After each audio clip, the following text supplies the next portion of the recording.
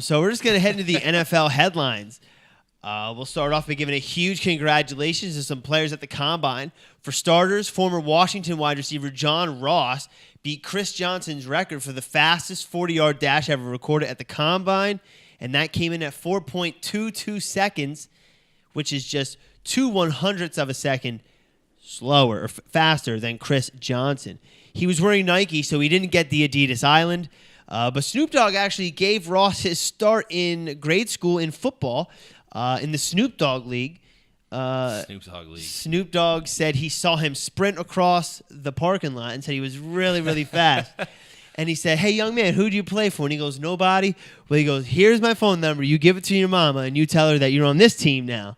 And Snoop Dogg brought him on, and Snoop Dogg has done that with a lot. You're going to see more and more people coming from the Snoop Dogg League. I think his son is a big football player. I believe, UCLA, so. no, that's P Diddy. No, it's a wide receiver, Snoop Dogg's son, I think. Yeah, I don't know exactly what position. I can imagine UCLA, just because. I know they did a big ESPN thing on him a couple years back. So yeah, that's cool about him. And then shout out to all my Temple Owls. There were 4 people from Temple that were in the NFL Combine. It was offensive lineman Deion Dawkins, defensive end Hassan Reddick, cornerback Nate Hairston, and running back Jihad Thomas. Most notably is Hassan Reddick, who almost certainly thrusted himself into the first-round conversation when he destroyed the 40-yard dash with a 4.52. The vertical jump and the broad jump he absolutely destroyed. And then what was awesome about Hassan Reddick was watching him go through the cone drills and watching him do the coverage schemes, because defensive ends typically turn into 4-3 outside linebackers if they're smaller. And Hassan Reddick is not necessarily smaller, but his frame certainly says that he could be a drop, what you would call a rush, which is your 4th guy. So there's a Mike, Will, Sam. And now that it's turned into a 3-4 primarily, one of your guys is essentially a stand-up defensive end, and that is probably going to be Hassan Reddick at the next level. Really excited for him. A lot of guys adding to their draft stock here, it seems like, which is what the Combine is for. So. Right, but dude, the Combine is ridiculous this year. I can't even tell you. I've been watching it every single night, every day, all weekend long, and let me tell you, these kids are freaks, dude. Yeah. The defensive backs, I mean, it really is going to affect when we talk about free agents. You know, as of right now, if you're a first 15 pick, there's no reason to sign Darrelle Revis when you're about to pick up shutdown corners. Right. Who 22 defensive backs last night ran under a 4.5 40.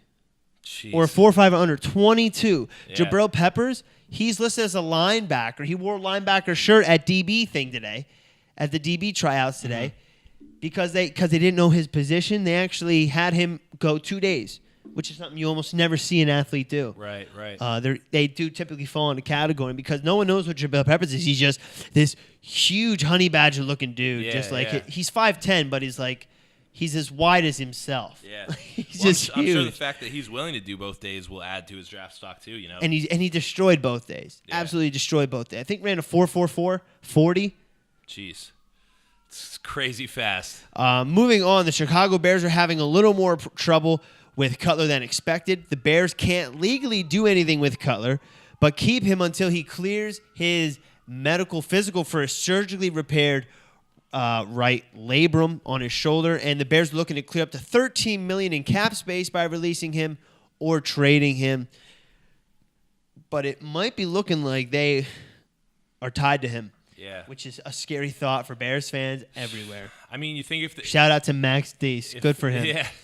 You think if they can bring in Brandon Marshall, that maybe that'll be another dynamic duo again, or I don't know. They're both 34. I know Bears fans want him back, but because I think Marshall and Cutler both were drafted by the Broncos the same exact year, right? I am not 100% on that, but I do know that they played in Denver together, then they reconnected in Chicago, and let's see if it works out. Because it might. I don't know if I think Marshall wants to go to. He's done. There's no gas left in that tank. He's just too large of a dude to be doing this for another 5 years. Right. Which would tell me he's looking to go win now. Mm-hmm. If I'm him, I'm going to win now. Moving on, free agent defensive end Julius Peppers ran out his contract with the Green Bay Packers, and he's decided to return for his 16th NFL season. After a period of retirement considerations, Peppers announced that he will, in fact, be returning for another year. Surefire Hall of Famer should have a wide array of suitors to choose from this offseason. And because he's lost weight in his new playing form, where he can drop into coverage, I think he does have some good years left on him. Yeah. I just wish he would come back to the Packers because defense is clearly not their strong suit. Yeah. If you know what I mean. So you think he has multiple years here then? I think someone signed to do a 2-year deal with a club option. I think it's exactly how that works. How old is he? Oh, I'm not exactly sure, but if you say 16 years in the league, you got drafted at, let's say, 21, 22 years old. I want to say he was 39 when I was writing this up. Wow. I can't imagine be 100% on that. I can't imagine that. And someone else going to retirement, not staying around, is Vikings linebacker Chad Greenway. He will announce his retirement tomorrow. Greenway has played for the NFL for 11 seasons and has racked up 1,334 tackles over that 11-year span, which is incredible. If you're thinking about that, you're looking at like 130 tackles a year. Yeah. Goodness. Moving on with Kirk Cousins in D.C. for at least one more year. They've given head coach Jay Gruden a 2-year contract extension. Dan Snyder bought the team in 1999 and has never given a head coach a contract extension in that span. So we're talking 18 years. Could be part of the reason why they're not. Right. I mean, they gave it to Mike Shanahan for a while. I think they ran out his 5 years. Mm-hmm. I mean, that was kind of ready. Saw some controversy with people, not quite sure that he deserved it.